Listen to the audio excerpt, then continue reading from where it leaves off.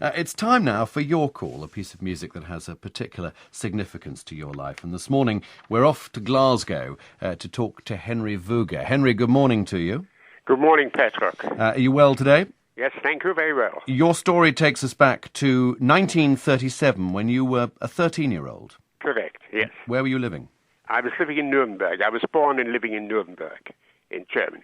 And already a music lover, obviously, at 13. Yes, I was, well, let me put it that way. I was interested in operetta, Zigeunerbaron, Die Fledermaus, etc., but Wagner was something new to me. We're going to hear in a moment Wagner's Die Meistersinger, which was being performed in Nuremberg at the time. Yes, what grabbed my attention as a young boy, it was a gala performance for the 400th anniversary of the death of Hans Sachs. Hans Sachs, the poet and shoemaker, a real person who features in the opera. And I thought, for a performance like this, something historic, I would like to go. But as Jews, under the Nazi laws, we were prohibited from going to opera, concerts, or any public performances. Nevertheless, I said to myself, this is something I can't miss.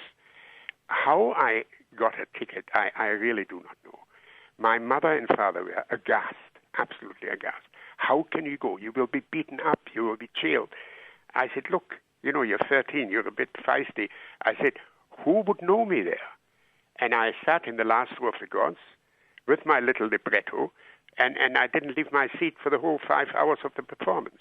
Were you nervous? Yes, you keep yourself to yourself, head down. But I knew nobody would know me, and it passed over well. And this is my rebellion against Hitler's anti-Semitic injustice and laws not to attend to music and other things. And I really, to this day, this opera means a lot to me. It really does. I mean, to this day, I listen to the Meistersinger. I go and see them whenever I can. And it's something special. When you left the Opera House in Nuremberg, how did you feel? Obviously, musically, very satisfied, but was there also a sense of having shown what you really thought of the Nazi regime? I was frightened, but I felt elated of having beaten the unjustified ban. So that really made it for me. And to this day, of course, I know Richard Wagner and anti-Semitism are two different stories, but to this day I go and listen to Wagner's music, and particularly the Meistersingers inspires me greatly. What happened to you after 1937? How did you end up in Glasgow? After 1937, I came to Great Britain. I came to Scotland with Kindertransport, that rescue operation for German and Austrian Jewish children, and I came to this country. I came to Glasgow in 1939. I came to Glasgow and I settled down here and founded a family here and found a new life here. With the joy of Wagner's great opera with you? Yes, absolutely. On that extraordinary journey. When it first came to the Edinburgh Festival in the 1950s, I mean, we had no money, we had nothing. We were, young people, I was married by then. And Ingrid and I cycled to Edinburgh and stayed in a youth hostel in Bransfield, but we attended the opera. We managed to get to the Meistersingers. In the 1950s, I think it was Hamburg State Opera that performed it at the Edinburgh Festival, where we've been going since its inception. Well, we're going to hear Daniel Barenboim conducting the Chicago Symphony Orchestra. Be anybody better than that. Indeed so, the prelude to Die Meistersinger von Nürnberg. Henry Vuga, thank you very much for telling your story. Thank you very much, Petrok. Bye for now. Thank you, pleasure. Bye.